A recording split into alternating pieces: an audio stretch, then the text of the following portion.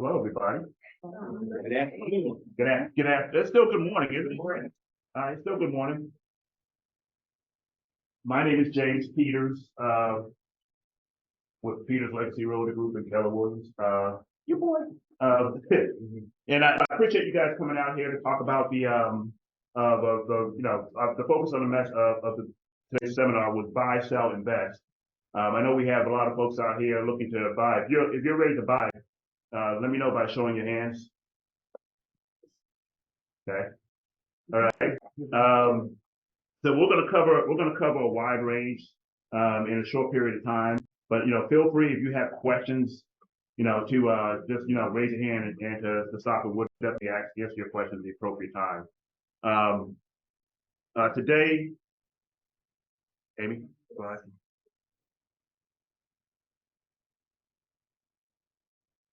There's a nice picture of a guy that's really handsome. There we go. There we go. There we go. All right, yeah. So I mean, really just kind of going over my background. I've been in real estate 7 years in leadership here at this office.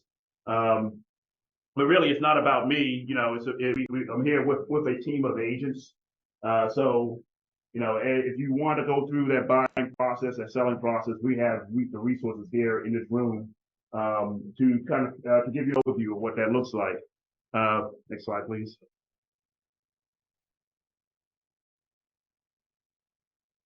All right, here are our realtors. Some of them are here. I'm allowed ones in here just to quickly introduce themselves, starting on the back here. Hi, I'm Marco Bull from Atlanta, Georgia. Hi guys, my name is Iman. Nice to meet you guys. Thanks for coming out today. I'm Daniel Williams. Nice to meet you all. Good morning, I'm Selena American. And Ava. Hi.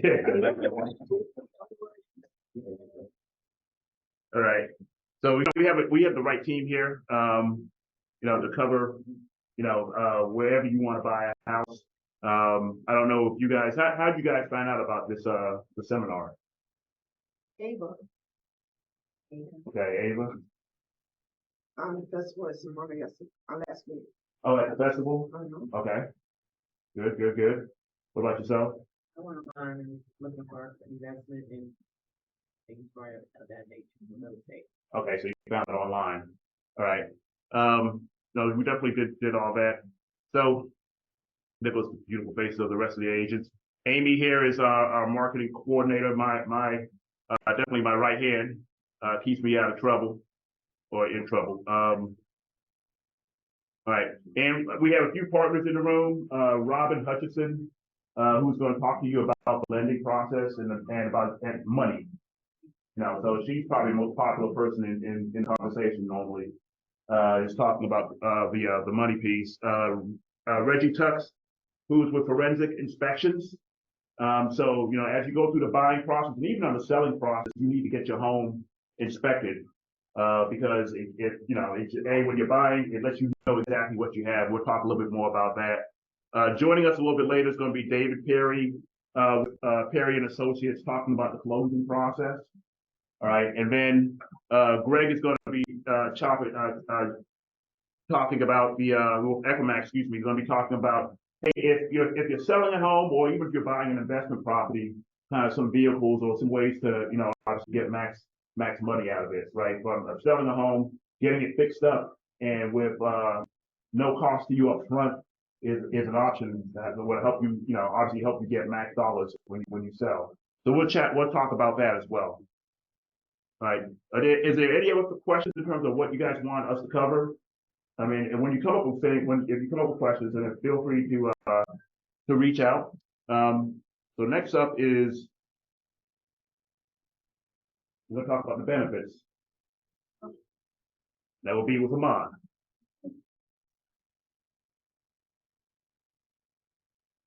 Hi guys, thanks for coming out tonight again. I'm just going to talk about the benefits of home ownership. Just show of hands, why is anybody interested in buying a home? If you are, for instance. That's all right. Well, I'll go ahead and talk about the benefits. So of course, we can start off with happiness. One reason a lot of people decide to buy a home is because, they're probably tired of their landlord telling them what to do. Oh, you can't have the dog, or you can't build the fence, you can't do all these other things.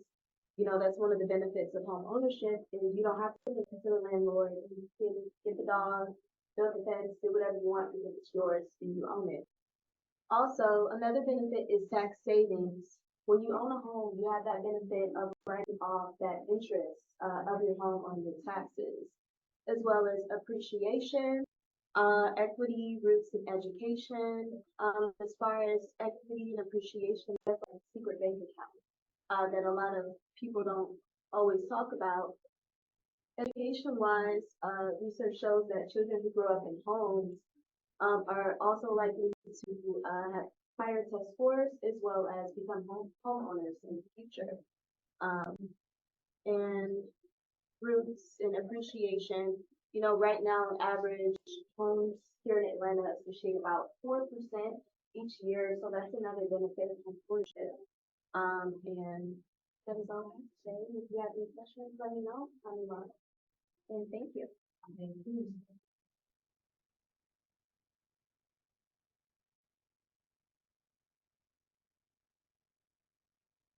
Daniel's gonna need a minute. How you guys doing again? Once again, I'm Daniel, Realtor here at Keller Williams City Side, and I'm going to walk through the buyer's roadmap with you all. We want to first start by meeting with an agent, someone like myself or any other talented agents in the room with you. We're going to help guide you through the buying process. Second, we want to get pre-approved. The pre-approval is important because it's going to help us realize our buying power. We need to know the price range that we're able to search within, and Robin's going to come up a little later and go through the loan process with you. After we get pre-approved, we get to the fun part. We can start searching for homes. We can narrow it down to the location where we want to be at, the type of home that we want, and since we got the pre-approval, we know our price range, what we can afford. Once we narrow that home search down to our perfect home, we're going to make an offer. And that's when you don't really have too much to worry about because the agent is going to prepare that offer based on the price and terms that you choose. Once we make an offer, it's going to be some back and forth negotiating going on with the seller. We have to figure out the time frame we'll have to finalize our loan, to get an inspection, and also to get an appraisal done. Once the buyer and seller agree to the terms, we can go under contract. That's when us as the buyer, we're going to put down our earnest money. Okay? And they're going to hold a house for us to give us time to go through our final details. During that time, we're going to get an inspection. We're going to get an appraisal. And if anything comes up through the inspection, your seller will have time to fix any issues that might come up. And also, the bank is going to finalize all our details as far as our loan. They're going to go through with a fine-tooth comb, cross all their T's and dot their I's to make sure we have the green light for closing. Okay, and once we do our final walkthrough, everything checks out, we're going to go to the closing table. All right. The closing is going to be facilitated by an attorney or a title company as a third party, and that's when we're going to transfer funds and ownership. So buyer, you're going to get your keys. Sellers, you're going to get your check, and we're all going to be able to celebrate at the end of the day. Right. Daniel actually just went through this on a buy sell, so he sold a property and bought one not too long ago last year. Yeah. Couple things. So closing wise, like here in this office we have David Perry and Associates, so he'll be jumping in a little bit later when he shows up here. I think next up we're going to have Robin talking about the loan process. Just about the loan options you can have from a buy side.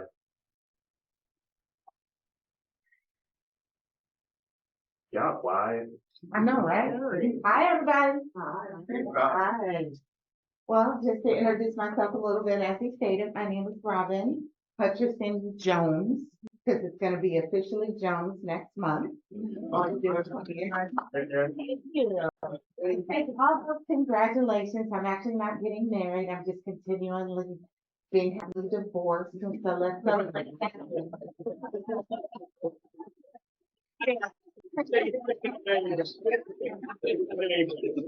So I'm going back to my maiden name because my daddy will always be my daddy. So. I've been a loan officer for almost 10 years now, to be exact. And I really love doing these to help people get the education that's important to me, that everyone be educated in the process and understand the whole process from the beginning. It seems overwhelming and daunting, but it's not as long as you have a professional team on your side. So what I want to talk about first is the components of your mortgage payment, right? So everybody, when you're renting, your rent is your rent is your rent, but your mortgage payment has 3 different components. So you're paying into 3 buckets, right? So the first bucket is the cost of the house, the principal and interest amortized over 30-year term. That is what bucket number 1 is. Bucket number 2 is really kind of nice. It's like a little savings account. It is called your escrow account. And this is awesome because what happens is when you own a home, just like in life, nothing is sure but death and there's no taxes, right? So you're going to have Child support. Oh, no, sorry, wrong thing. yeah. Tax. Child support is different kind of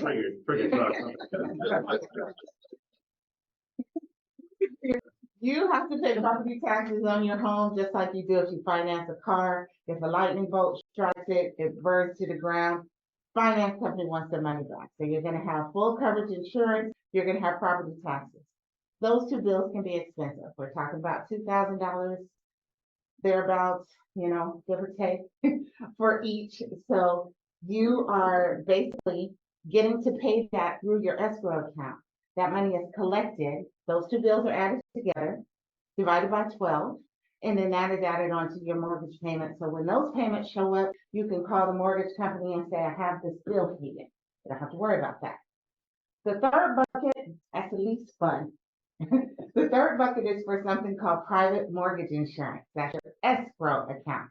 The escrow account is like a little savings account. I'm sorry, private mortgage insurance is the insurance that you pay as the homeowner that says that if you default on your loan, the investor, FHA, for example, gets their money back.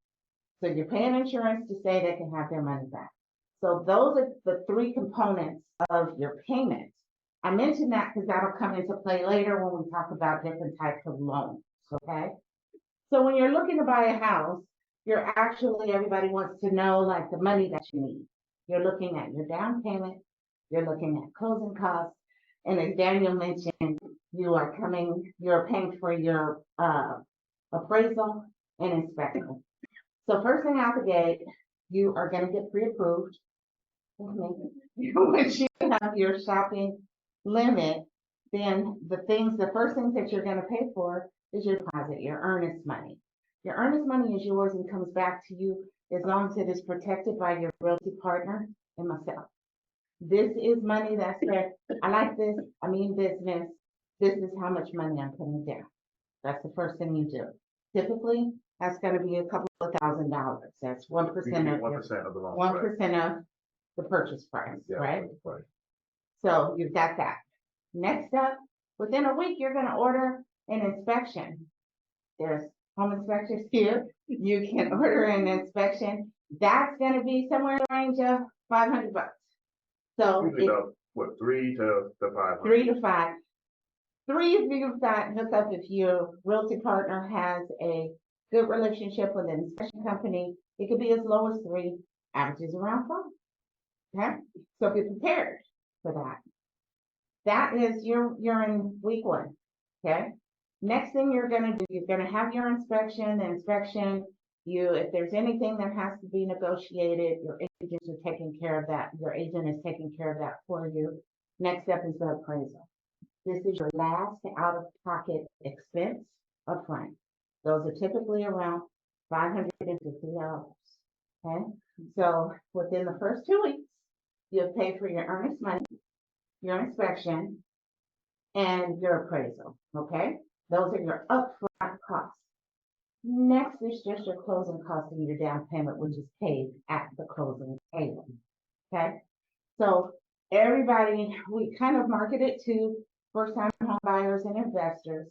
As a first-time home buyer, everybody always asks, what kind of programs are available to me as a first-time home buyer? Well, there's a lot. So we'll talk about the loan types, right? So the first loan that most first-time home buyers usually go with is FHA. And that's because historically, the FHA loans were designed for first-time home buyers. They had a lower down payment of 3.5%. They allow for more debt because your debt is taken into consideration with your credit, and they were more forgiving of that. Now, the downfall of the FHA loan is that bucket number 3, that private mortgage insurance, that is attached to an FHA loan for life. Okay, it goes down after about 10, 11 years, but it does stay on the loan for the life of the loan. So remember, those are the things that contribute to your mortgage payment. But there's a lot of great benefits with the FHA programs. Most down payment assistance programs are associated with FHA loans. Okay, so then we have the USDA loan. This is one of my favorites. USDA loans, if you don't need to be in the hustle bustle of the city, if you like life a little bit slower, you want to go a little bit further out, you like grass, you like trees, you like your neighbor a little bit further, if you like all of that, then you can do a USDA loan. This is another government loan. One of my favorites. Okay. Why is it one of my favorites? 0 down payment. No down payment. A lot of people are working from home now. So maybe you don't have to drive into the city every day. Maybe you could sacrifice to drive into the city a couple of times. But areas like Cartersville, Villa Rica, Canton, right? Where else? On the west, Stockbridge, get further out there. Winder, Stockbridge, Paulding County. Paulding County. There's a lot of areas out there as the city gets more populated because everybody for some reason thinks this is the place to be. Right? I wish, can we stop? We're Keep full. coming. We're full. I got more homes, so. Where they at? So you can go, the city is coming to us, right? I live in Kennesaw. When I first moved here 18 years ago, Jesus, everybody said, Kennesaw, going out there for nothing out there for cows. Like, why are you going to Kennesaw? Kennesaw is very populated now. It's a very popular area. The college is there. So keep that in mind as you're making your investment, okay? Another benefit of a USDA loan, bucket number 3, okay? Bucket number 3, your private mortgage insurance is about $100 to $200 on a standard loan, give or take. USDA loans, usually about $40 to $50. So that payment is down, right? So what you're bringing to the table is lower, what you're paying monthly is lower. Now the qualifying for a USDA loan is a bit more stringent because of the fact that you are paying less in private mortgage insurance. So it is a standard kind of conventional qualifying. Your credit score would need to be at least a 640. Your debt needs to be on the lower side, okay? So that's USDA loan. Another government loan is a VA loan. Not going to go into it. If there are any veterans here, thank you for your service. You guys already know how great a VA loan is. You don't need me. So let's talk I actually covered a little bit, there may be somebody on Zoom that's a vet. Well, VA loans, are structured to, basically, you have a certificate of eligibility that tells how much you have to, there are zero down payment loans as well. They are very forgiving with credit. We can do a VA loan down to a 550. Craziness. So you can get, refinances on VAs up to 100%. Standard is about 80. So a lot of benefits to that. If you are a completely disabled vet, then you are not paying their funding fee that comes in the beginning of the loan. So that and your eligibility depends on your what you have from the military. So That funding fee, can that be spread out over the life of the loan, or is it just no, the funding fee is actually upfront? it's paid upfront. Okay. Yeah. So, well, sure. So if they charge it, and then they add it to the loan amount, so it's charged as you see it up front, then it's added to the loan amount. Right. So, okay, now let's talk conventional loans. Conventional loans have actually come a long way. Conventional loans used to require a 5% down as a minimum. People thought 10, 20, no, 5%. So I think the investors that were dealing with conventional loans were tired of losing all of their business to FHA. So what did they do? They came out with some competitive products that now only require 3% down, 3%, not 5. Okay. So you still have and they also lifted the amount of debt that you can have. It's not as high as FHA, but it's higher, right? You do require a higher credit score to go conventional. You're going to need a 620 to go with conventional, but then you can get in with just 3%. Some of these programs do have income restrictions, but there's some that don't. So these are great programs now for first-time home buyers, and we even have some down payment assistance associated with them as well. Okay, so another benefit of a conventional loan is that private mortgage insurance on a conventional loan can be removed after you only owe 80% of the value, current market value of your home. So you can get to that by paying it down, paying your loan down, or appreciation.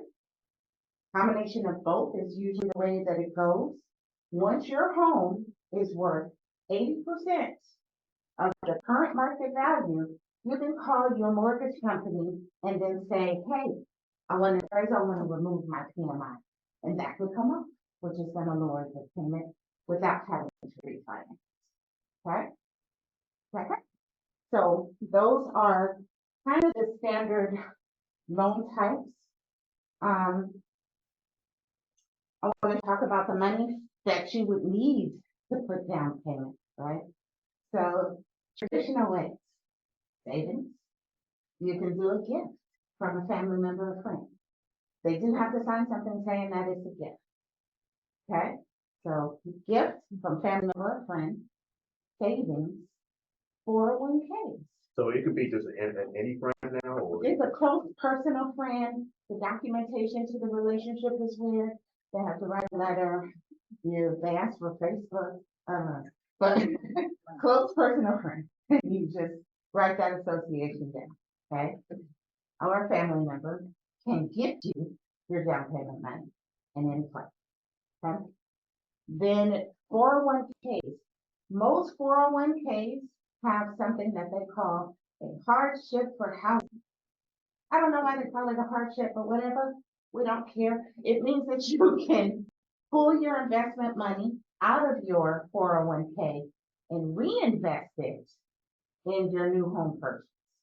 So people say, I don't want to bleed out my 401k. You are not, and that's not the way you should view it.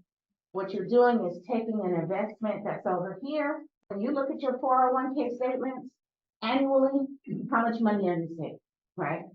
Goes up, $200, $1,000 or $2,000. Look at it like if you invested that money in a home, how much would your house appreciate? it's still an investment, right? That's a way to get to down payment money. Now, the thing that everyone always asks me about is down payment assistance. Where can I get some down payment assistance? Is that how they act? Yes. I'm a home buyer. Where that though? You have all the money for free. You cannot. Free money is never free, okay? Free money is never free, but it is meant to be just that. It is assistance, right? So I'll talk about a few because I'm actually with a mortgage broker, which means I have access to a lot of different programs. So I will just touch on a couple of them because there's a lot of different things out there.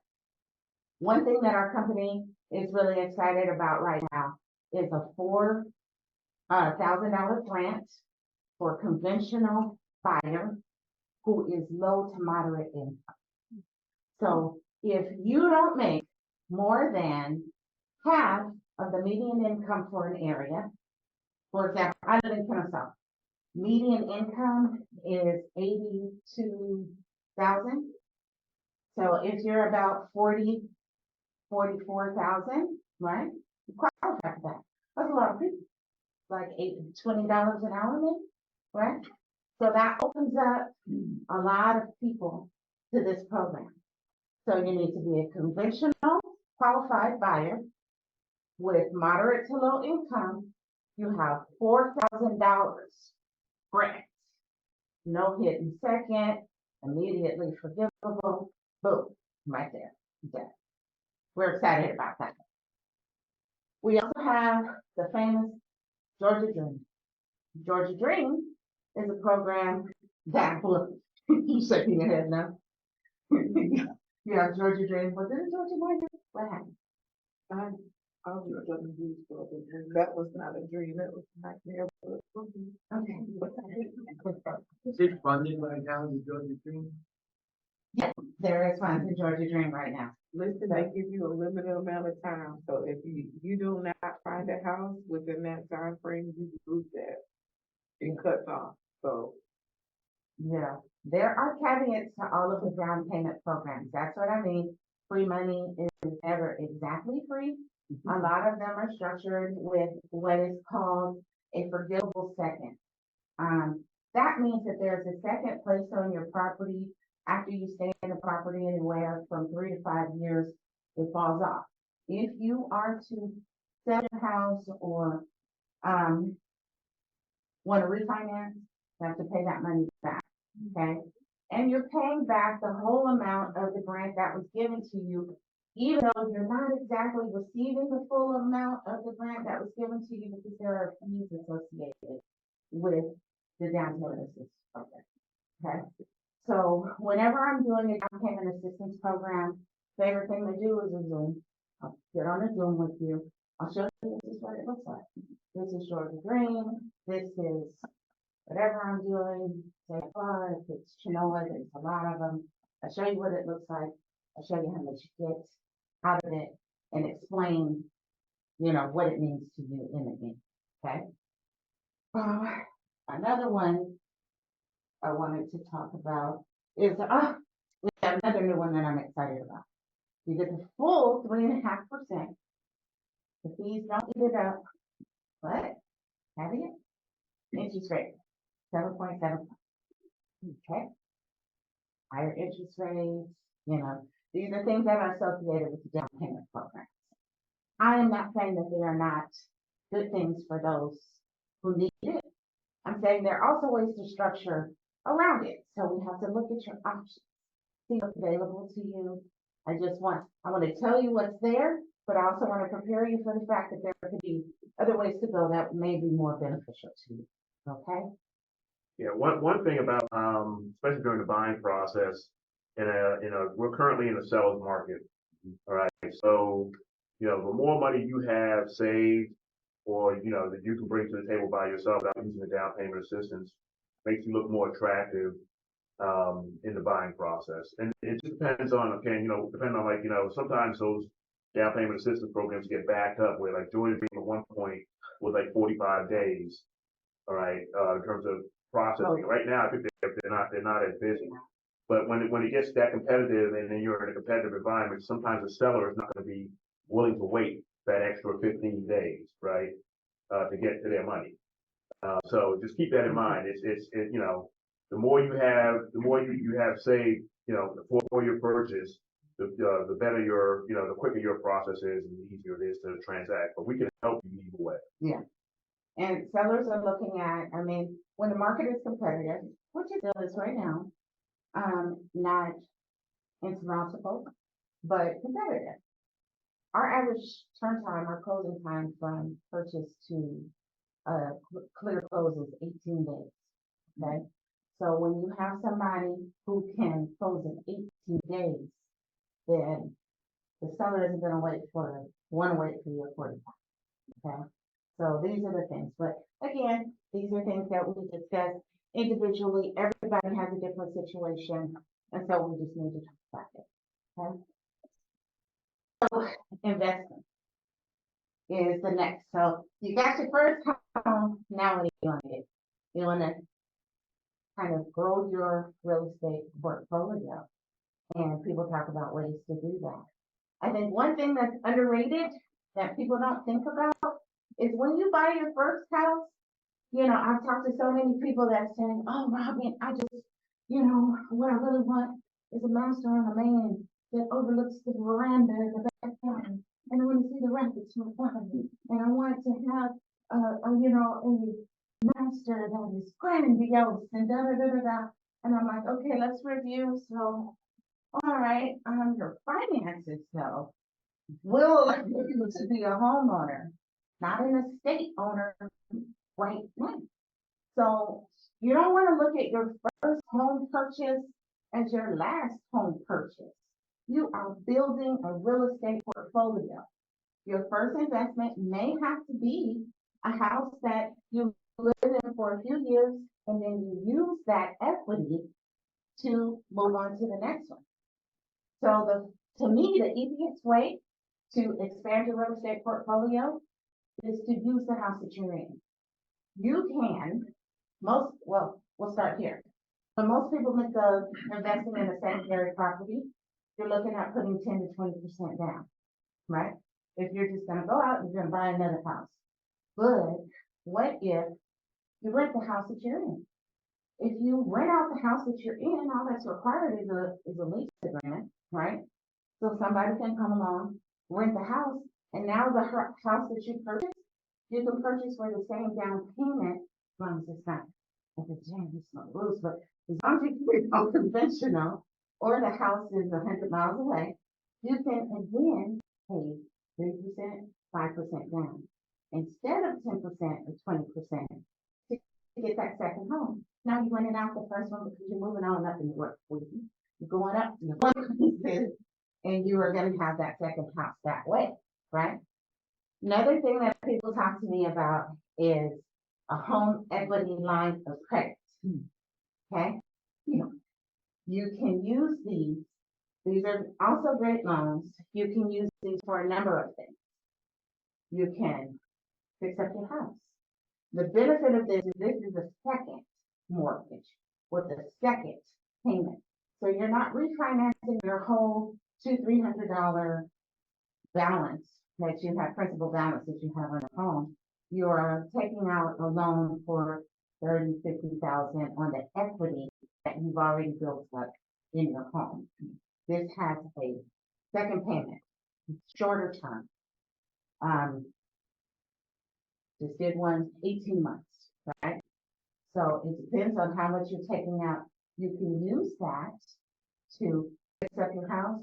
You can use it as cash if you want to buy another home, but then keep in mind that that is now, you need 10 to 20% because you're buying the property as a second investment. Okay. But those are very helpful loans. Something that a lot of investors are looking for right now are loans that we are called acronyms. The acronym for the loan is DSCR, right? So these are debt. I have to look that. debt coverage ratio loan, right?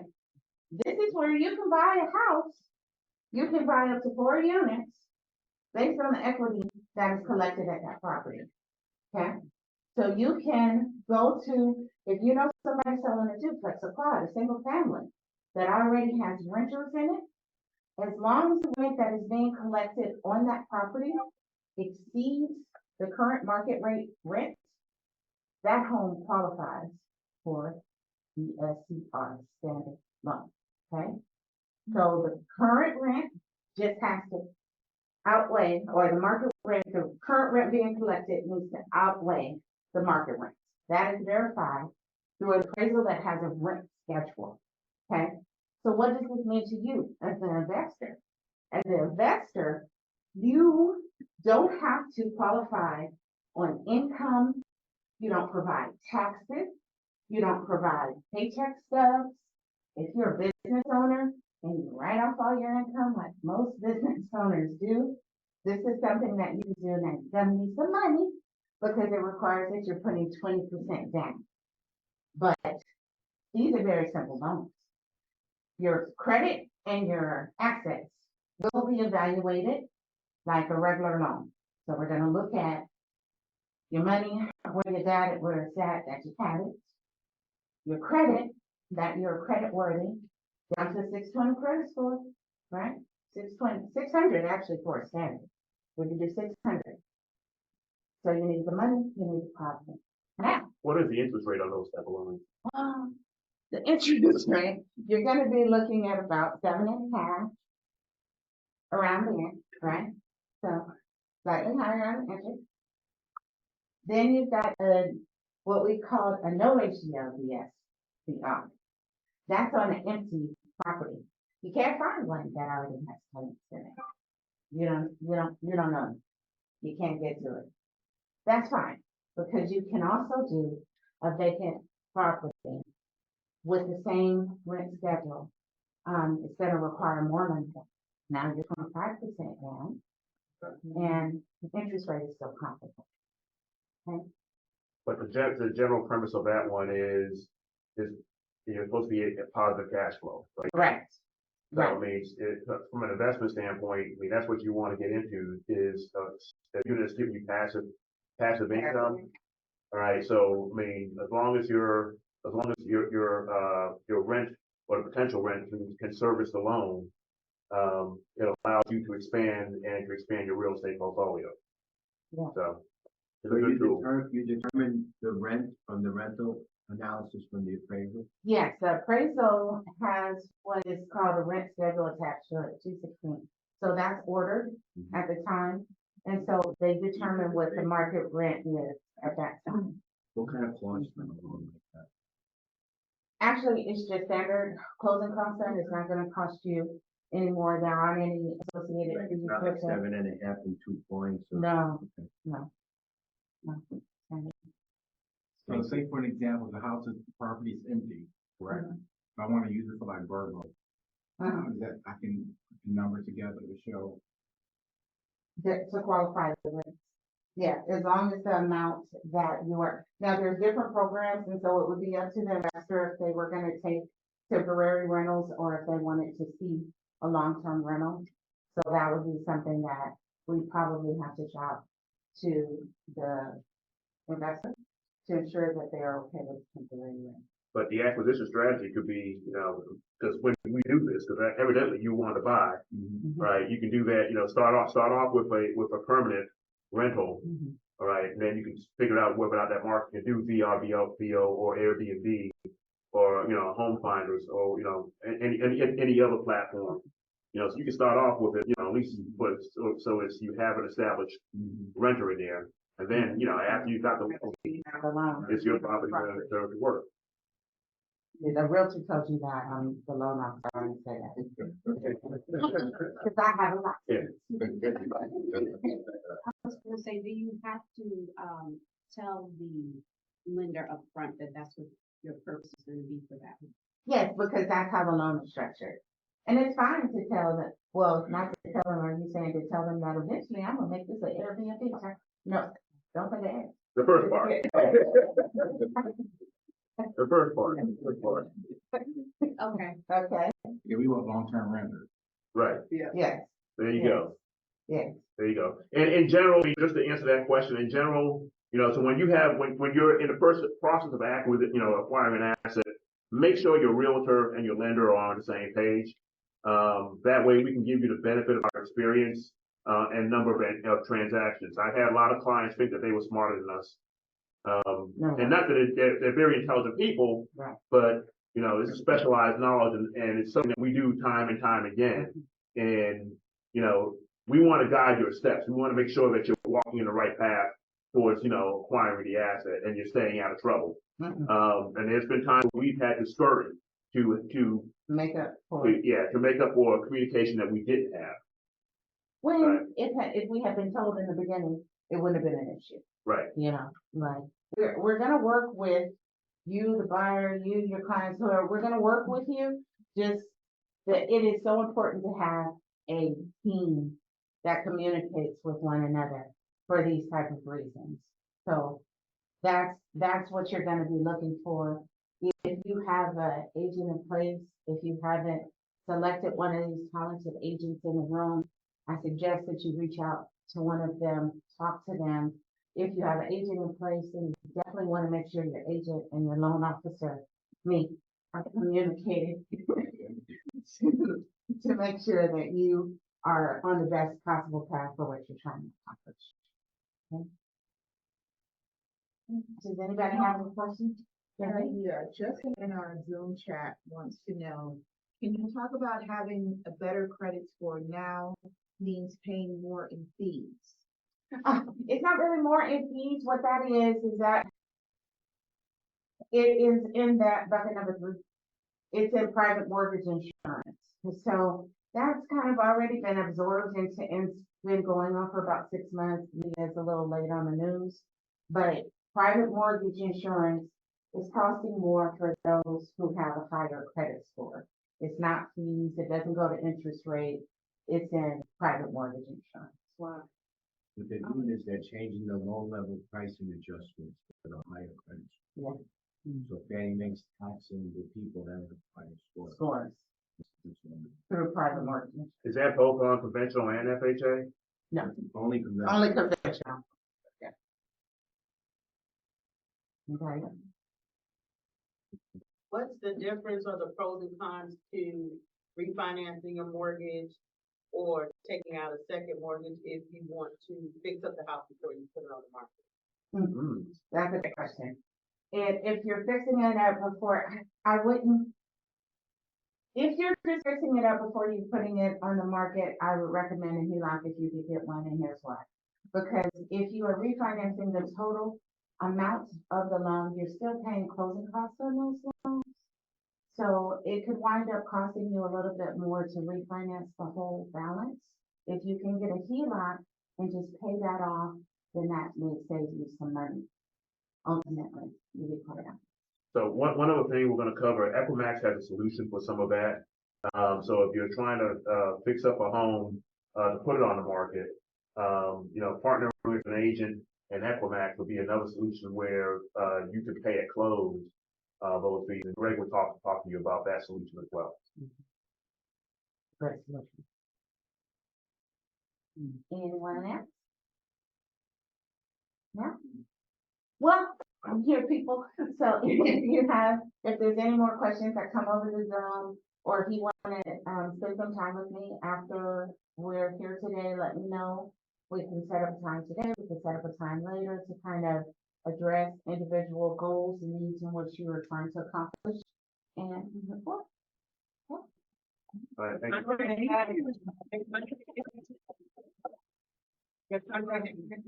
Card or.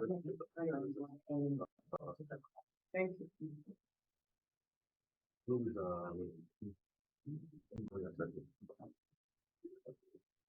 Is this the one? Yeah. Yes, what about the one before?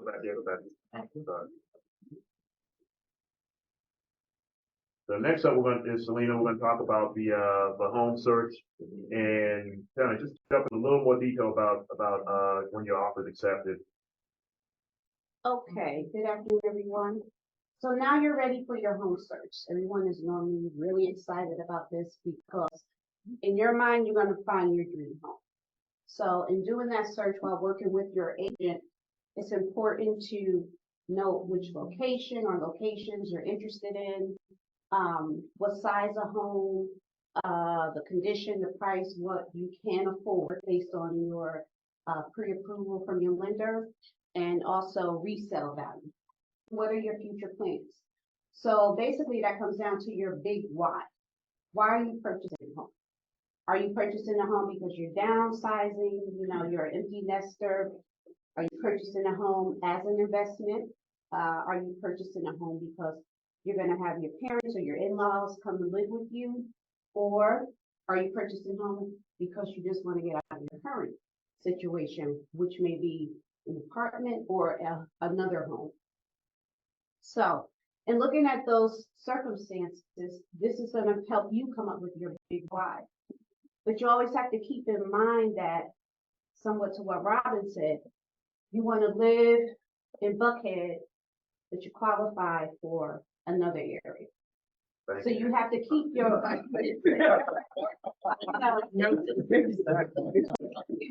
you gotta be realistic with yourself on what that affordability is for you, because everyone is different, of course. Even with what you want to purchase a home, but you want everything to be modern and updated. Well, usually you're going to pay for the modernization and the updates. Or are you a person that doesn't mind buying a home and doing some work yourself? So these are things that you keep in mind when you come up with what you want and what you need. So then get to your wants and your needs. Usually your wants are going to be based off of your big why. Your needs are something that you may want to have. A need might be a swimming pool, A need might be gotta have that finished basement rather than just a basement that's unfinished. So these are things to keep in mind when you're going to search for your home and to help you go through that process. Your agent will help you along the way, guide you to keeping you on track so you can come out with what you started off to get, and then you're happy with your purchase. Any questions? Okay. So now you've found your home. You want to make an offer. You're going to work with your agent on that. So, of course, when you're purchasing a home, there's going to be a price that the person wants to sell it for. You and your agent will come up with, do you think this is a good price? What do you want to offer? But this also is going to deal on the market at that time. So, since this is a seller's market, you're going to purchase a home right now. Okay, so is anyone else bidding on the home? How long has it been sitting on the market? These are things that's going to help you make the right decision or the best decision in making an offer. So, do you have extra money also? Extra money means, okay, you're willing to go over that purchase price. Because, especially last year through COVID, people were going $50,000, $60,000 over purchase price. I worked a home that they went $100,000 over purchase price. So you have to be ready. So, like Robin said, knowing what you can afford, having your money ready, you have to be ready if you really want a particular home.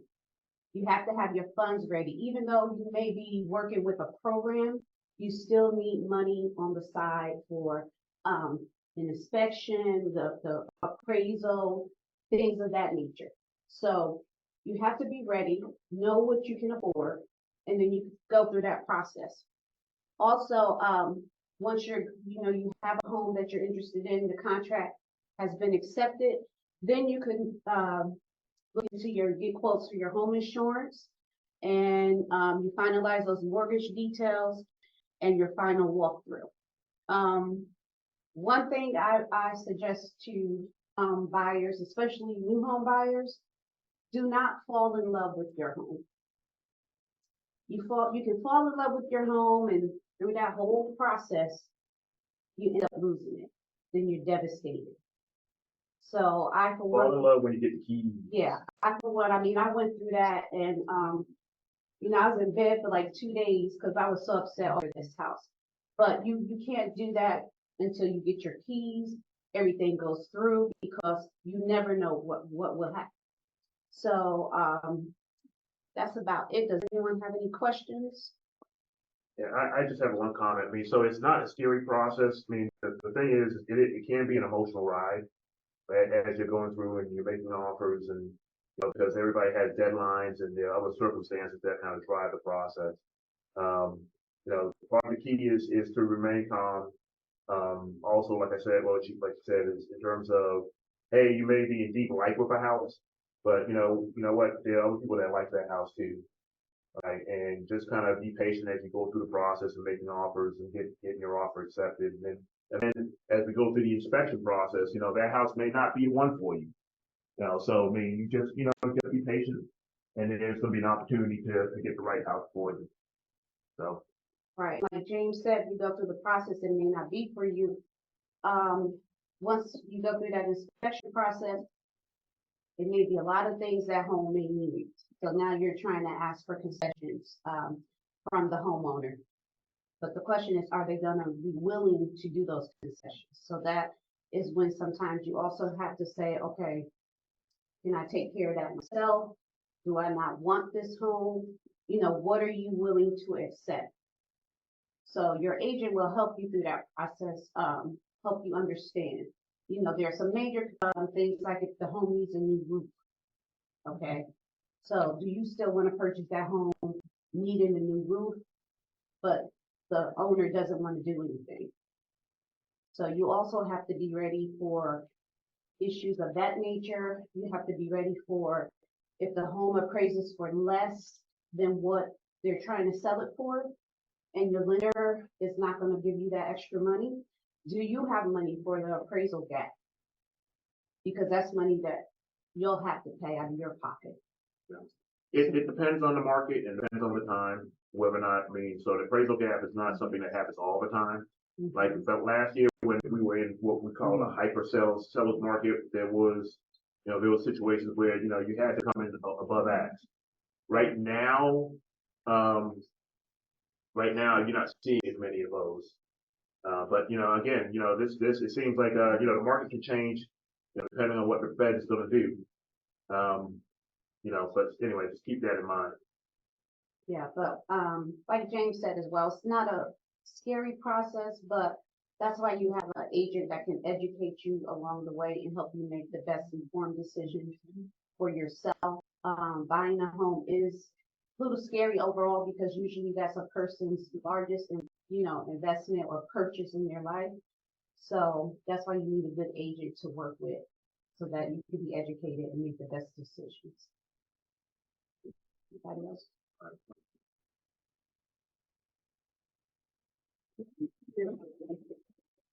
All right, so next up, we're going to talk about the inspection process. So you're under contract, you know, I mean, you can cover this on both sides, or you're selling a home. You know, you need to, you know, you've lived in the house, you need to know exactly what it is, because I mean, at some point, a buyer is going to have an inspector like ready to come through and take a peek and help you out there. So. The inspection process. It's kind of funny. I remember getting a seminar in Miami, a realtors conference in Miami, and when I stood up, everybody got up and left. It was like, okay, no one wants to know about the inspection process. Just a little bit about myself. I was a HUD inspector for about 15 years in Detroit. They transferred me to Chicago, then it transferred me to Indiana, and then they said, hey, you want to go to Georgia? I'm like, okay, what parts of Georgia? They said Atlanta. I'm like, sure. So jumped in the wagon and brought the family down and been down here since about I think that was 2010. And then we went off to the different, working for HUD, and as a senior inspector for HUD, we started to take back all of the properties. That was back doing the foreclosure process and the banking took the money, the stimulus money, then the bank said, hey, we don't want these houses anymore. So the loans that our lender was just talking about, that had all those Fannie Mae and Freddie Mac and FHA loans came back to HUD. So I think the most houses I had at one given time in Georgia might have been like 700. And we were from like Jasper to Locust Grove. And I remember just every day, I had a team, of course, but it was terrible. This last year and a half, I spent most of my time in court, because when people would lose their houses, they would destroy them. Turn the water on, turn the bathtub water on, and then so HUD sent me going to court. So I'm like, it's gotta be an easier way to make $1. And that's when I started my company, Forensic Home Inspections. Forensic Home Inspections pretty much was started based on the fact that we could provide a market type inspection for our clients. So one of the things that we had to do was design our software. And once we designed our software allows us to go into the property, perform your inspection, and get you that report back 90% of the time the same day. Because we realized that the inspection process is like a wheel with spokes. And we were the first process. And I love these types of events because I learn so much every time I come. So I know what the realtors do, and then you have what the lenders do. And so what happens is, by the time you go out and you find a house and you're impassioned because your offer has been accepted, then it comes to the inspector. So I'm going to either bring you good news or bad news. And so in that process, we start everything going, because if we should find something in the house, it can either keep the deal from moving forward or the deal can continue to move forward. We could go to the next page. Again, we've been around for like 15 years. We have different associations with ASHI and INTERNACHI. Because I was a HUD inspector, we have these certifications through HUD, Fannie Mae, and Freddie Mac. The difference is that is because Georgia, you got to be careful with your home inspection companies, because Georgia is not a state licensed company for home inspections. So what happens is, typically a home inspector doesn't have to have a state license. In Michigan, you have to take a state test. In Florida, you have to take a state test. In Ohio, you have to take a state test. Not here in Georgia. So the fact that I was grandfathered in from HUD kind of gives us a little more sway or savvy. We can go to the next. Yes, sir. Are they obligated to tell the agent or the buyer that they're not certified? No. Now, what happens is say for an example, the inspectors that I bring on board with me, they go through ASHI certification. So ASHI is the American Home Society of Inspectors, and they have to get their certification through ASHI before they can be an inspector for forensic. And so if you call and get an inspection, you can ask them, are you ASHI certified? And just have them to show you the certification. But if not, it's kind of like what it is. These are some of the things that are covered. We know we talk about a rooftop to foundation. So when I talk about foundations, we're talking about whether it's a basement or crawl space. We're talking about going into the interior part of the attic. We're looking at the electrical systems, the plumbing, drains, the heating, ventilation. So we cover 99% of that particular home if we're doing an inspection. And our software kind of guides us through that. Again, every occupation has its ups and downs. I could hire college kids that would take the technology and run right through it, but they wouldn't have the experience to walking on the floor and hearing the squeak. Oh my God, what's that noise? They would just follow their cameras, follow their cell phones. So we try to have a mixture of individuals that have experience, people who have built homes, people who have remodeled properties. So you can look at a house and say, this is something that don't feel right about it. It's not just the technology. We can move forward. These are other services. When I started forensic, I believe it was 2015, we were only in Atlanta, in the metro Atlanta market. During the last 7 to 8 years, we've grown to Orlando, Miami, Columbia, South Carolina, Columbus, Ohio, Cleveland, Ohio, Detroit, Michigan, Chicago, Illinois, Texas, and Nashville, Tennessee. So what happens is that as you move around throughout the country, there are different issues that arise with different properties. In Florida, we do a lot of wind mitigation and 4-point inspections because the insurance companies there, because of the hurricanes, need to make sure that the roof is clamped down.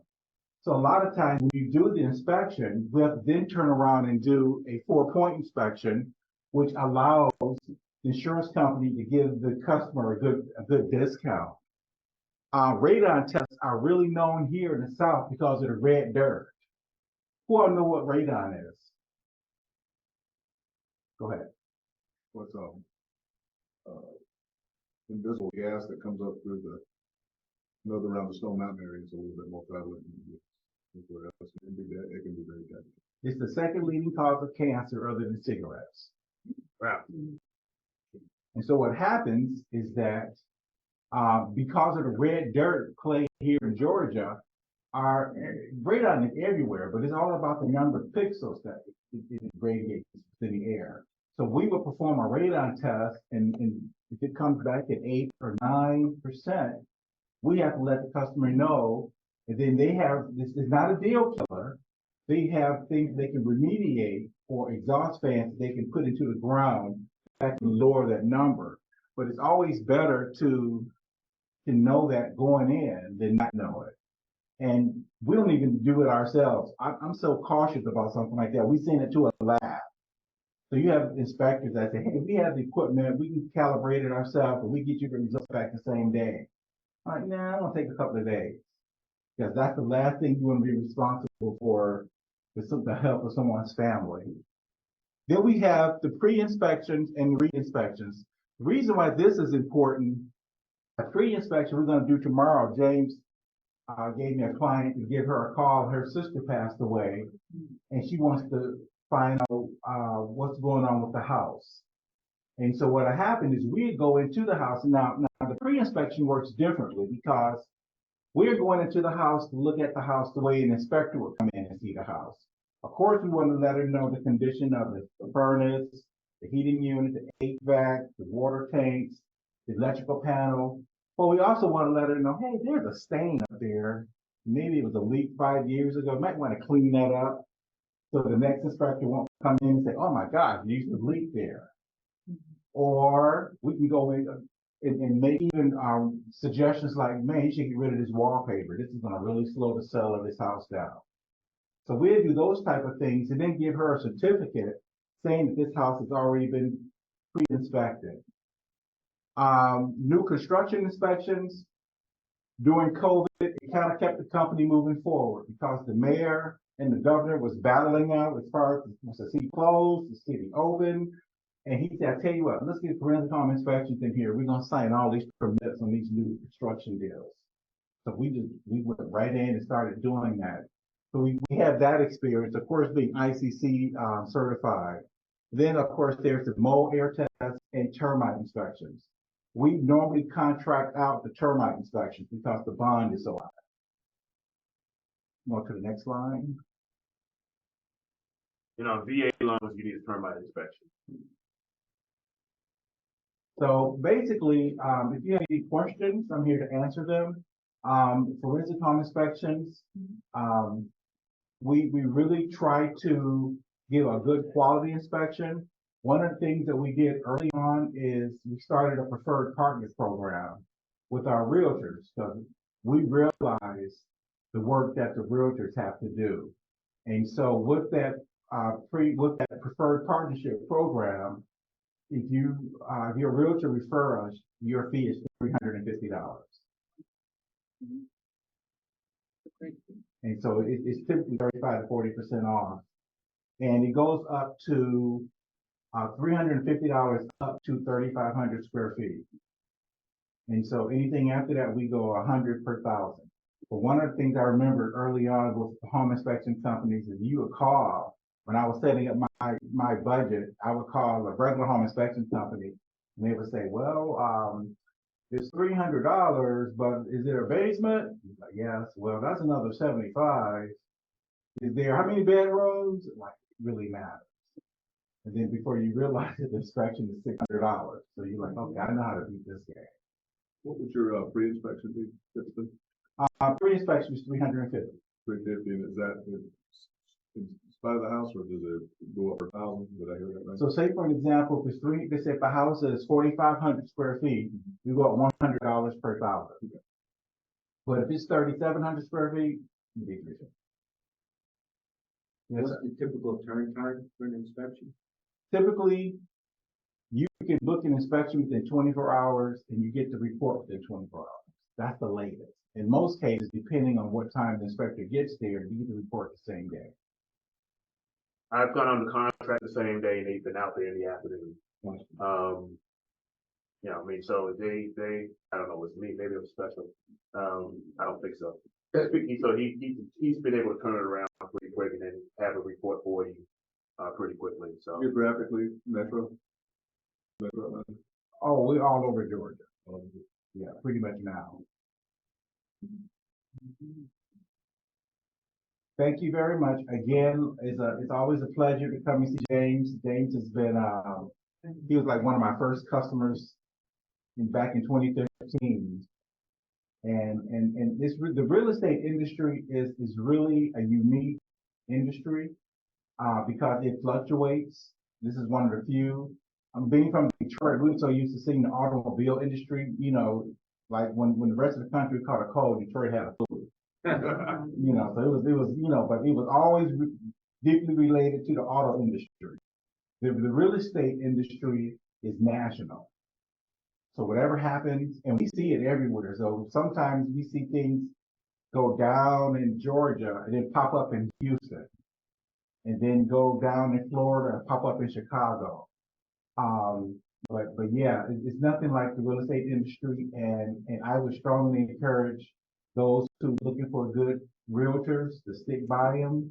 Professionals are professionals, lenders, professionals are professionals, inspectors, appraisers. It's all a unique industry. It's not like a realtor knows financing or financing understands mortgages. It's all very unique. But thank you anyway.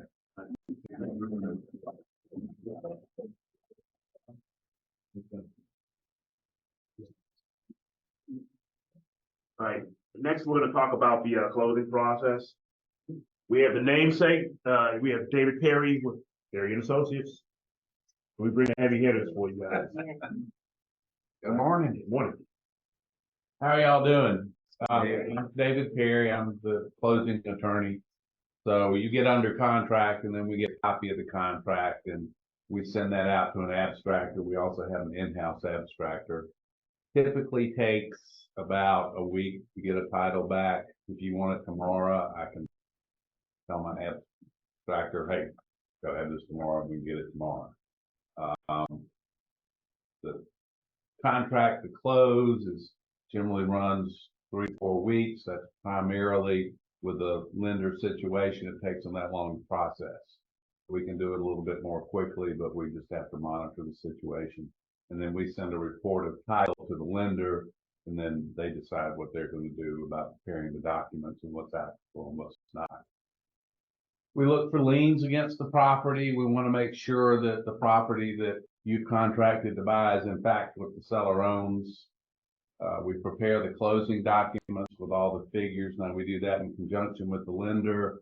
If you have a cash sale, then we prepare all that individually based upon the terms of your contract.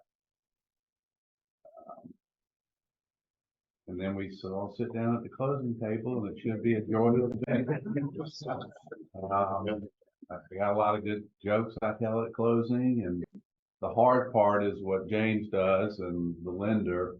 And a lot of you that have been through this know that it can be challenging. Lender requirements, because of the Great Recession, are much more strict than regulations, and it's kind of hard to process those things. Realtors have to really pay attention to make sure that they're following all the rules. so that things are put together correctly. So you're probably gonna go through having to give up your third grade report card and your blood and urine samples, but once you get through all that and we get to the closing, it's typically a happy event, which is awesome, and both sides win. Seller gets a nice check. The buyer is investing in real estate, which is probably the best investment ever. I have a lot of people ask me today, say, are we about to have another bubble? And the answer is no. And it's because of COVID. So COVID forced every company in America to figure out how to let people work from home. So probably before COVID, about 15% of the workforce could work from home. Today, I'm going to guess it's 75. Now, that's just me pulling numbers out of the air, but I think they're fairly accurate.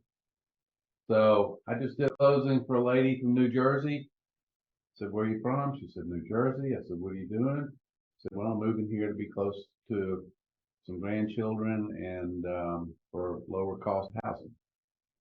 And I said, well, do you still have your job in New Jersey? Oh yeah, we can work from home now. So I'm working here and keeping my job in New Jersey. So people in California, New York, New Jersey, Chicago, they're all coming to here and Florida and Texas. And they're getting twice the house for half the money. I'm literally, they got $1 million when they sold their house in California. Cash out. Paid off a $500,000 loan. Then they came here and they paid $500,000 for a house. Cash. Put the other cash in the stock market. They should have bought investment property with it. What's the name? So, because these people are moving here from higher priced areas to take advantage of our current housing costs, our housing costs are not going to go down because they're bringing California and New York ideas about what real estate is worth with them. So, do we have any questions here about what a closing? Yes, ma'am. So I've closed with you before personally. You were amazing. Your Thank you. company always does a great job. Thank you. I had a question. I wanted to know, I didn't know that there was any investigation done from the buyer side. I recently had a transaction where I found out about my buyer's tax obligation. He Yes. had a tax obligation that he did not disclose that took an AR-57 to my bill to debt. So I want to know what. We run the buyers in the lien search. If you have a federal tax lien or a state tax lien or judgment to a credit card company, it'll come up and we'll report it. If you're buying a house and you're getting the first mortgage, technically, the first mortgage is in first position and the existing lien is secondary to that. At the same time, it might make the lender uncomfortable that you're creditworthy. Yeah. So you can still buy the house with those issues because, in fact, the purchase money mortgage is in first priority. But not a lot of lenders are going to do that. Well, thank you. Yes, ma'am. Yes, sir. I can also vouch that I just closed on my first home with you, Mr. David. Thank you. Wednesday. So yeah, he does come with the jokes. I run a comfortable closing, but the most important thing is I have a great staff. I see some real estate professionals in here. When the staff prepares that package correctly and we all sit down at the table and everything goes smoothly, we all look good. We all get more referrals. When the package comes out and it's got mistakes in it, and you have to go back 2 and 3 times and correct documents, none of us look good. So that's what we try to do. What kind of fees can the buyer expect on an all add to? $600 for the attorney fee, $200 for the title search. Your title insurance is going to run you about $4 per thousand. So $400 for 100,000, 2,000 for $500,000. So you just take the sales price, multiply 4 times the first number, and you'll come up with about what the title insurance would be. It's a dollar per thousand for the transfer tax. So a $320,000 house is $320 in transfer tax. $25 to record the deed. That's really about it. So cash is king. They're easy, about that thick. Loan package about that big. Do a cash sale in 10 minutes. I can get a loan out in 40 because I'm quick. Most attorneys are an hour and a half. But it's a lot of fun. Any more questions? No, I think we got them. I appreciate you. Yes, sir. And James has my contact information. I have some cards if any of you want them. If you have any questions, feel free to call me and I'll be happy to answer them. I have some realtors that are very loyal because I'll answer my phone evenings and weekends, and they'll be out showing a piece of property, and the client will have a question. We go, I'm not sure. Let me call the attorney. They call and I answer. It takes 3 minutes to get the questions answered, but it makes everybody look better. It's good communication. Yeah. Communication is key in our world. Absolutely, absolutely. Thank you all. David King does need to. Right. Thanks up, Sam. Ready to sell? All right. So the next part of our agenda was talking about selling. I don't think, do we have anybody who's looking to sell in here? Okay, well, there we go. We'll carry on. Couple things. I got some first time home buyer books I want to give out. Okay, you got your hand up, huh? I was going to make you answer a question like, what's my name? But James. yeah. There you go. Now, were you anyone other first time home buyer? Got a whisper in the hand in the back here. All right. All right, so let's talk about the selling process. I mean, and I'm gonna go briefly through this just because just we're running out of time. I know we said initially 12:30. It looks like we're going a little bit longer. I do want to get to Equimax and talk about some of the value that they offer during this transaction. So I don't want to rush it. But people buy and sell real estate for what's going on in their personal lives. I mean that's one message I want to get out. So you hear all this talk about interest rates, in the last year and a half, so interest rates were an issue, but it was inventory was an issue. But the reality is your lives went on and you made decisions on, every night you make a decision on where you're going to live, right? So, from a real estate perspective, it's always better to live in a place that you own. But even when you have to sell, I mean, selling real estate is an asset that allows you to, live your life, right? So in the case of that, that Reggie mentioned about my client that her sister passed, and now they gotta decide what they're gonna do with that home, right?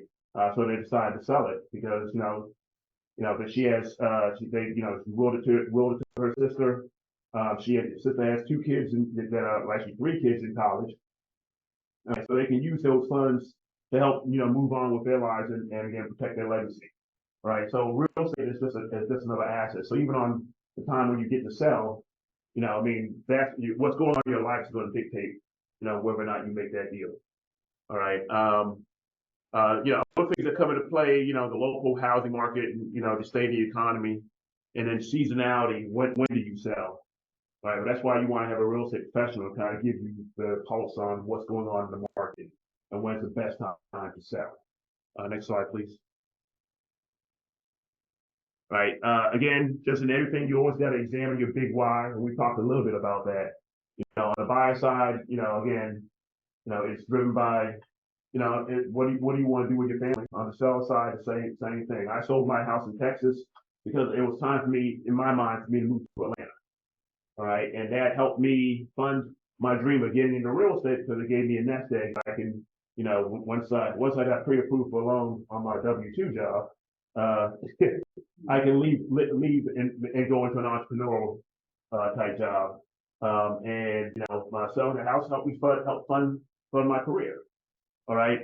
So I mean, there's always going to be, everybody has a different why, that's driving it. Whether it's just a relocation like myself, financial reasons, lifestyle change, upsizing, downsizing, and, kids going to college and you're wondering why you have this 5-bedroom house. Maybe you want to get that townhouse in in Vikings, you know, so you can pop into the city and come out. Not that that's my story, but anyways. But you know, again, you got to figure out what's your big why, and then sometimes during the process you forget your big why because you're frustrated, right? So you have to go back to that big why. Why am I doing this? Why is this making sense? So I mean, try to make sure you remember that. So just like next page. Right time. So yeah. All right. Yeah. So Marco, were you 6 steps? I think you're a roadmap. Okay. When you're selling your house, you know, I mean, it all starts again with your real estate agent. All right. You know, again, you got to get pre-qualified because you got to figure out where you're going. Right. And that becomes a roadblock, right? Because okay, if your credit is at 520, right, and that's something that needs to be worked on before you can sell your house. Right. Or unless you're going back into a rent situation. All right. Making sure the house is priced correctly. Again, is always key. What's going on in the market? Getting it pre-inspected like we're doing with my client's house with Reggie. And then declutter. Right. Make sure that house is in a presentable fashion. All right. Because you're going to take pictures. The first showing always happens online. All right. And now, the first showing always happens online. So declutter we have a professional photographer in there to take pictures that it makes so the house will sell. And you know, quite honestly, the condition of the house, that's when you will call in someone like an Equimax if you don't have the funds to make the improvements yourself. They can make the improvements in your house. So we can take the great pictures and we can sell that house maybe for a higher for a better price in this market. All right. Next up, I want to talk about the roadmap. Right. Is that me or? Oh. Yeah, roadmap. Oh, roadmap. Yeah. Roadmap. Yeah. First thing you want to do is. Come on up. Oh.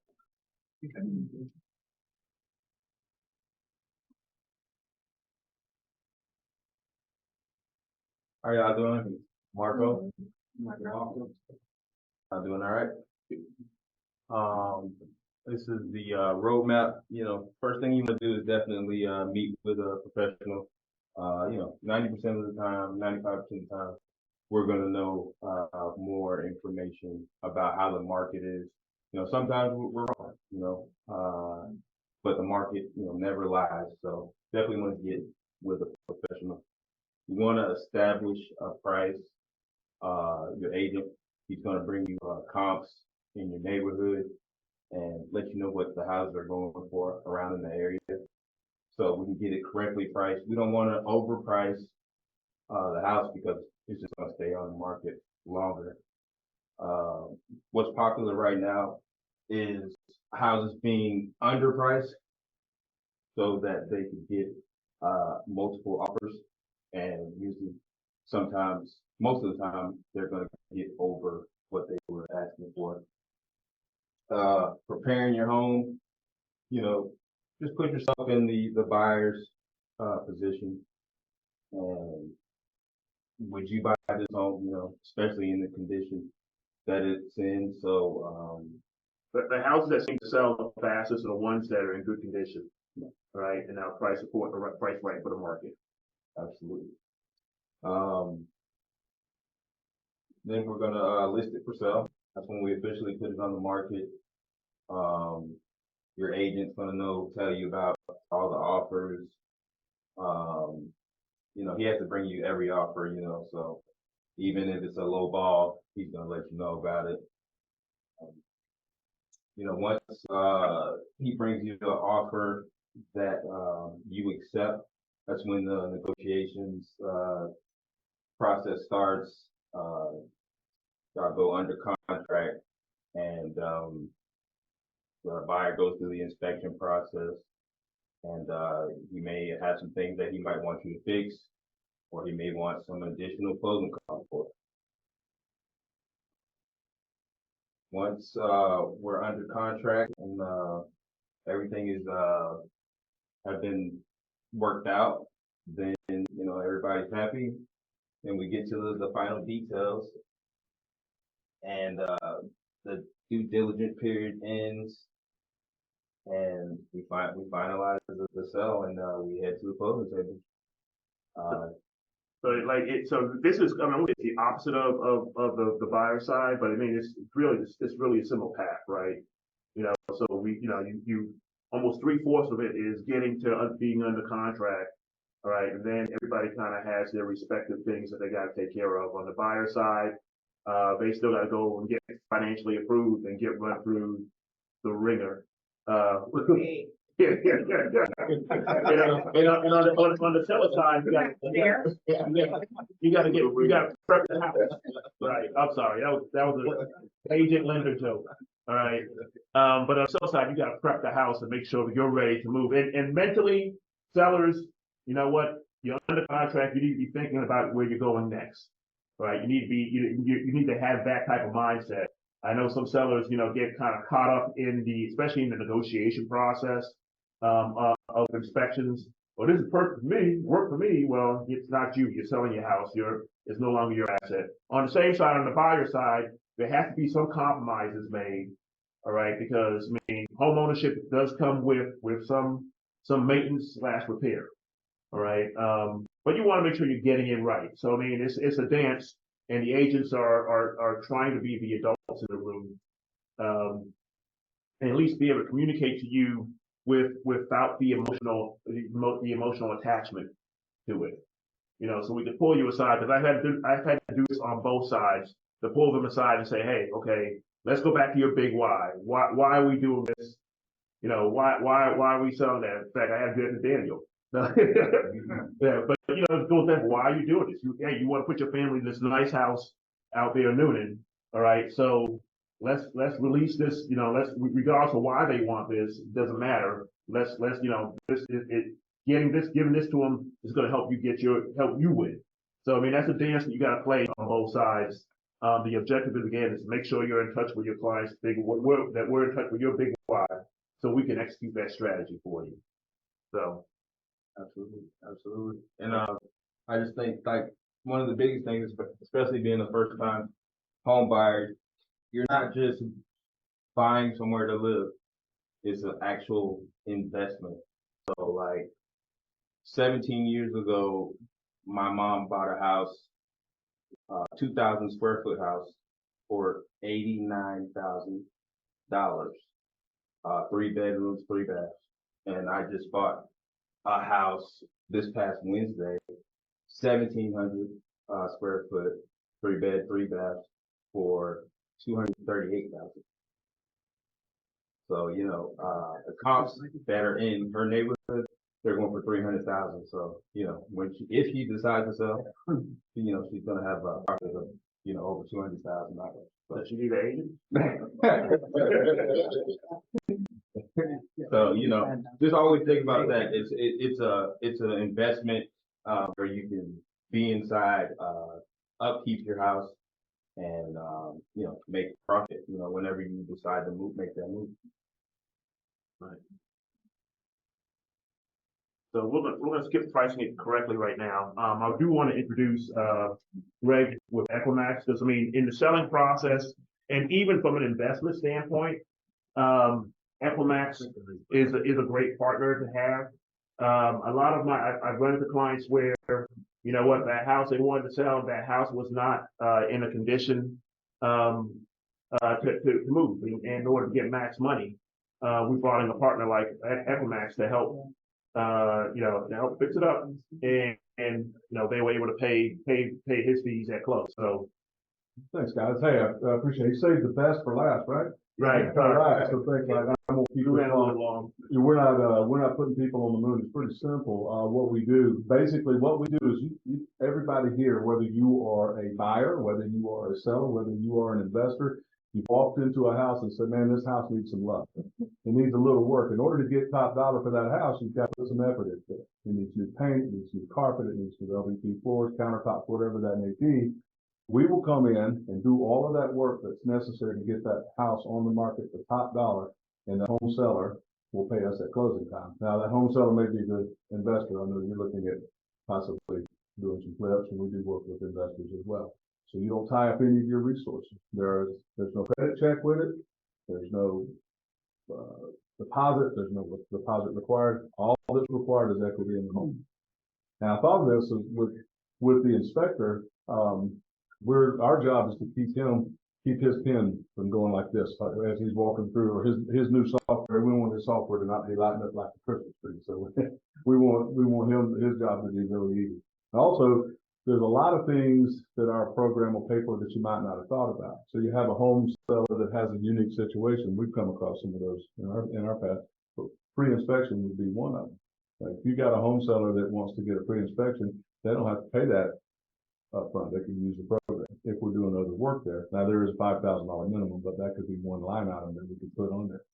We cut him a check. He doesn't have to wait to close. He gets his money right up front, but we hold that, and that would be paid for at closing. So it's a unique program. Typically, what happens with our program is that when we come in, we'll do a scope of work. Preferably, we walk that with the realtor, because the home sellers are usually too emotionally attached to the house. We prefer to walk it with the realtor while we're there. We put together a scope of work, and we do it room by room, exterior, and all of that list. We send that over to the realtor with the pricing broken down accordingly. And then they will go through it and decide what they want to do and present that. But it's a real simple program. We've been doing it for 4 years. We had some unique situations with one that came up with you. One of my clients, well, it's a story of two things, right? So the house was in disrepair, and I had sold 2 of his neighbors' houses, and got max money for that, and obviously, he hears that he wants some max money. You walk through this house like, man, you can't get that, right? And I told him what I think he should list it at in order to sell it, and he chose not to, so we listed it a little bit higher. Turns out it sat, obviously no interest. All right. Brought in Equimax. They probably took, I want to say they took it off the market maybe for a week and a half. They got that puppy looking great. All right. The downside was my client chose not to communicate with me about his pending foreclosure. All right. Honestly, we through that we were able to get a solution, get an investor to buy that house, and then we turned around and sold that house for close to what the market rate was going to be at that time. Right. So the story was, had he took the time to say, hey, this is my situation, and then listen to me, not that I'm always right, but I do this enough times. Well, I could have put him in a better situation that he could have maxed out. Right. At the end of the day, we were able to still put money in his pocket. All right, and sell that house. And now that house has a homeowner that loves it. So, any questions? How do you protect your interest in the event that a seller changes their mind and decides not to sell after the fabulous work that you put in? Great question. It's a 6 month. Basically, it's a 6 month HELOC. Okay. And so what happens is we come out. They sign a contract with the contractor. I am one of the contractors. We have others, but I'm one of the contractors. I think I'm the best, but that's just but there's other contractors, and they sign with the contractor, and then they sit down with the Equimax team and sign a contract with Equimax, and they got 6 months to sell the house. And so if they don't sell in 6 months, money's due. We have had several that say, hey, we love the work, we don't want to sell it, and they just write a check. Or they'll go get refinanced. Several of them they got refinanced and do that as well.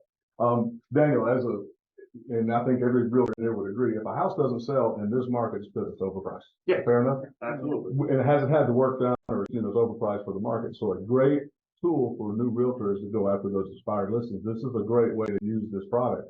Say, there's only one reason why your house didn't sell. It wasn't in the right condition for the right price. You picked up that phone and go after those expired listings. I've had agents that have done that and picked up those listings. Great way to go after them. I'm calling now. Yeah. Any other questions? And you say that you do work with investors. Same thing. We just would work. We would come out and do the work, and you wouldn't have to pay us for closing time. Same thing. It would free up some of your resources.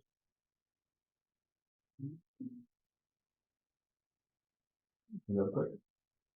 How does it work if an agent finds a house that they can flip? Then maybe you can finance it themselves.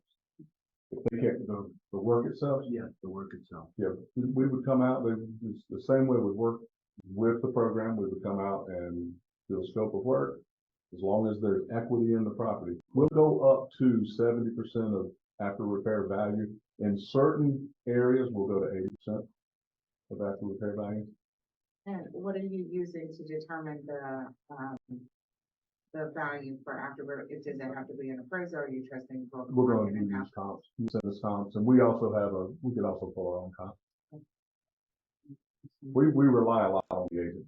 So in that case, is that a partnership with you and the agent, or? Yes. Okay. And the other requirement is that it does have to be listed. Once the work is done, it has to maintain an MLS listing. So agents in the room is an investment opportunity too, if you find the right house. Right, so the agent would get the listing and then the sale? Yes, if you find an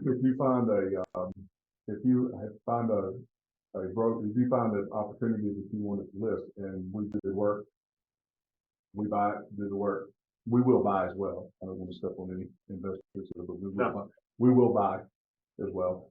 You find us a flip. You got an opportunity to walk in as an agent to say, hey, we'll either fix it up, we'll make a cash offer. If we buy it from the agent gets that listing, and then once we do the renovations, you get the second bite of the apple. You list it with you. But again, I want to step on. No.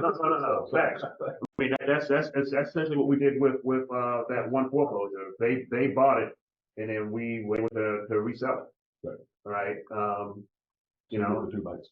Huh? You get the 2 bites. Yeah, it was a very tasty apple. Yes. Exactly. So, all right. Thank you, guys. Appreciate it. Appreciate it. All right. Let's get to the end. All right. So we talked a little bit about, we're going to have a whole section on investing, and you know, we covered a lot of topics in this one versus some of the other ones where we just did buyers. But I think part of it is education, and everybody's at different stages in this process. So we want to make sure we cover that for you guys. If you have any additional questions, yeah, I mean, now's a good time to ask them. Anybody on Zoom? I think, Ava, you had your hand raised with somebody else. No, we're good. Okay. All right. Yeah, I mean, so is there anybody that was ready to buy or sell or ready to start their process soon? Okay. Do you have an agent you're working with? You're an agent. Okay. Gotcha.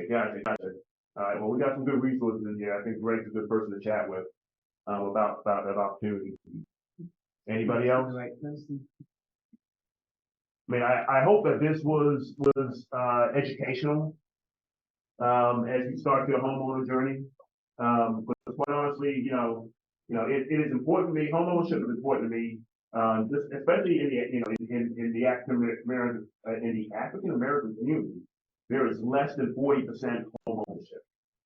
All right, so we are definitely underserved. All right, so even if it's just from an education standpoint, it's time to become a homeowner. It's time to create some wealth. All right, most people that create wealth in America, a lot of it comes from real estate. And it's one thing that again, at some point it was, they had rules in place to keep us out of the market, right? Now the only thing that's holding us back is us and our behavior and our habits, right? And we need to put ourselves in a position to win. Whether it's, hey, you're starting your journey today and it takes you 5 years to get there or 10 years to get there. It's a good message.